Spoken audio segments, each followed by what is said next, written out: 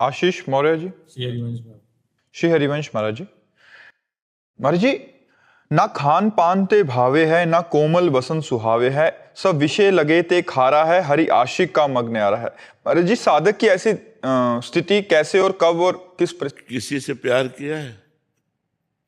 सच्चा सच्चा प्यार किए होते तो प्रश्न ही ना आता। उसके देखे बिना चैन नहीं पड़ता, उसकी बात सुने बिना चैन नहीं पड़ता। वही गली अच्छी लगती जिसमें हमारा प्यारा होता है।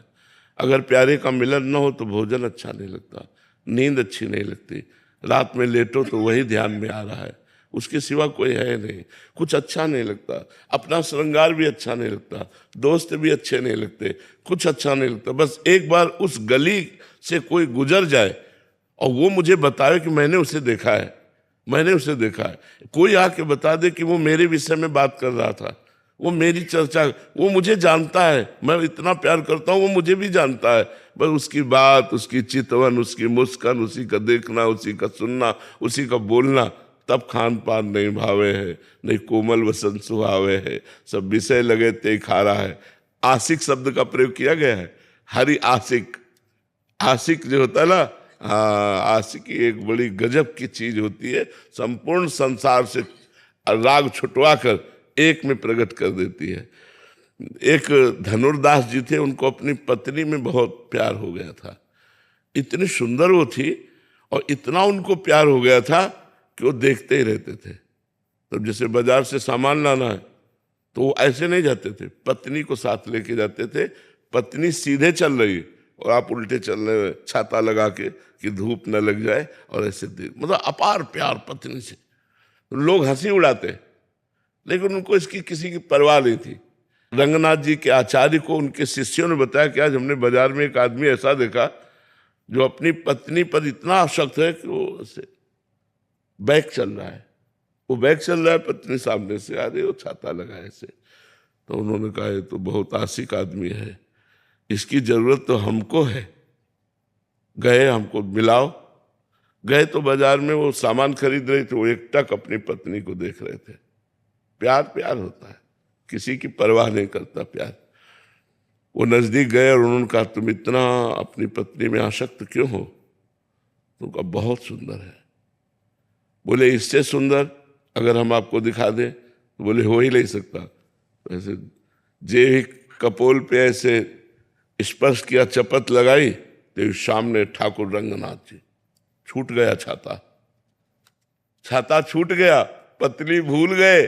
भगवान की मंद मुस्कान। बहुत बड़े महात्मा हुए, उनका नाम हुआ धनुर्दास जी महाराज, बहुत बड़े महात्मा हुए। तो आशिकी जब प्रबल हो जाती है तब जीना मुश्किल हो जाता है, अपने प्यारे के बिना जीना मुश्किल हो जाता है। अपना प्यारा नजदीक होता है तो डर लगता है कहीं छूट ना जाए, एक भय लगा रहता है कि कहीं हमारा भी छो ना हो जाए, कहीं कुछ हो ना जाए। मतलब वो हर समय अपने प्यारे के विषय में, तब उसे खान पान अच्छा नहीं। खान पान अच्छा जब लगेगा जब प्यारा साथ होगा। प्यारे के बिना खान पान नहीं भावे है, नहीं कोमल वसन सुहावे है, सब विषय लगे ते खारा है, हरि आशिक का मग। प्यार बहुत बड़ी चीज है। गुरुदेव एक आप चपत लगा दिए तो अरे वो तो भाव दशा होती महापुरुषों में, कभी ऐसी भाव दशा उनकी होती है कि वो ऐसे कर दिए, जीव का कल्याण कर दिए। थप्पड़ मारने से भगवत साक्षात्कार नहीं हो जाता। उन्होंने कृपा करके, आचार्य थे ना, तो आचार्यों में इतनी सामर्थ्य होती है कि वो कृपा करके जिसको चाहे पापी से पापी को भी भगवान का दर्शन तुरंत करवा दे। हमारे यहाँ नरवाहन जी हुए हैं, बहुत बड़े डाकू थे, पूरे ब्रजमंडल में थर थर कांपता था ब्रजमंडल, और यहाँ जो आता था उसको कर देना होता था राजा नरवाहन को। तो हरिवंश महाप्रभु राधा वल्लभ जी को लेकर जब वृंदावन आए तो मदन टेर पे विराजमान हुए, और ये सूचना उनके सेवकों ने, नरवाहन के सेवकों ने दी, और उन्होंने बताया कि ऐसे महापुरुष हैं कि हमारी हिम्मत ही नहीं कि मैं कर मांग लूं उनसे।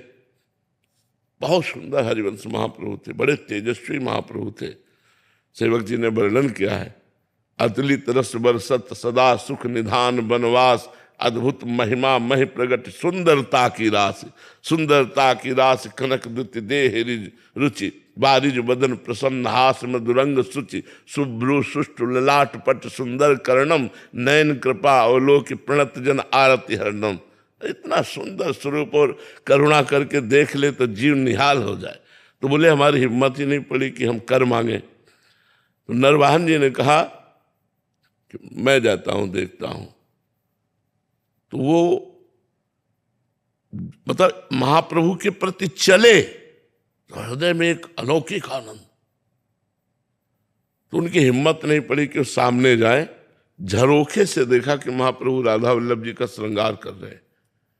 कभी किसी को प्रणाम नहीं किया था, बस प्रणाम किया और मन से हरिवंश महाप्रभु को गुरु माना और राधा वल्लभ जी को इष्ट माना और जपने लगे राधा वल्लभ श्री हरिवंश राधा। ये महापुरुषों का चमत्कार, राधा वल्लभ श्री हरिवंश, राधा वल्लभ श्री हरिवंश। इधर एक यमुना जी से ही व्यापार चलता रहता था पहले, बड़ी बड़ी नावों में, जल जहाजों से।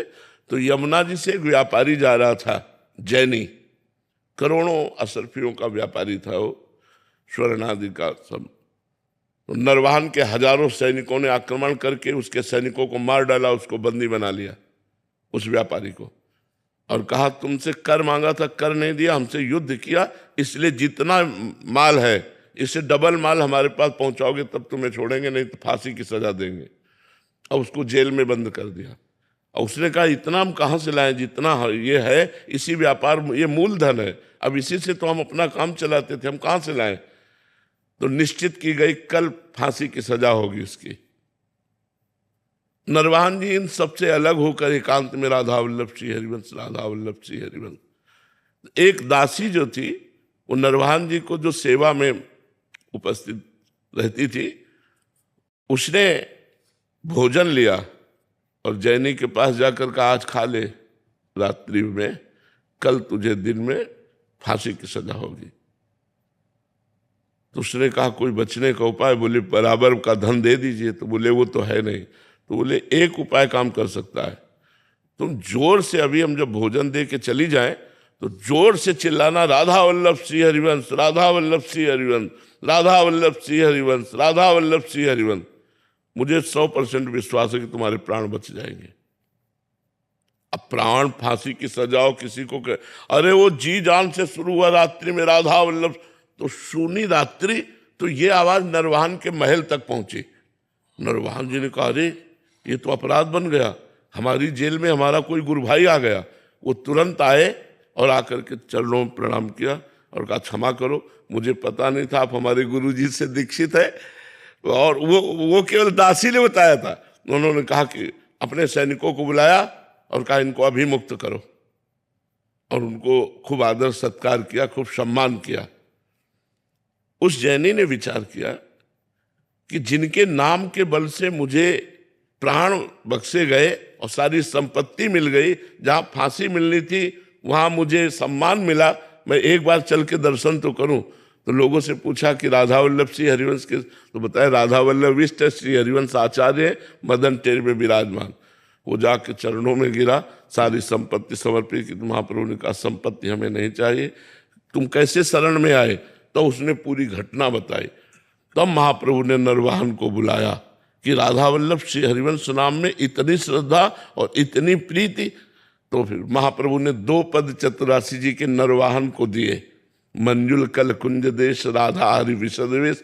एक ये है और एक है चलहि राधिके सुजान तेरे हित सुख निधान। इस पद में महाप्रभु साक्षात प्रियालाल का दर्शन नरवाहन को कराते हैं। नरवाहन प्रभु निहार लोचन भरी घोषणात, नरवाहन प्रभु सुकेली बहु। वो पहले पद में है। ये दूसरे पद में जो 12वां पद है, नरवाहन प्रभु निहार लोचन भरी घोषणार, नखसिक सौंदर्य काम दुख निकंदनी, बिलसो भुज ग्रीव मेली, भामिनी सुख सिंधु झेली, नौ निकुंज श्याम केली जगत बंदनी। महाप्रभु ने आचार्य है, वो आचार्य कृपा करे तो घोर पापी को भी साक्षात प्रियालाल का दर्शन करा दे। ये आचार्य की महिमा होती है।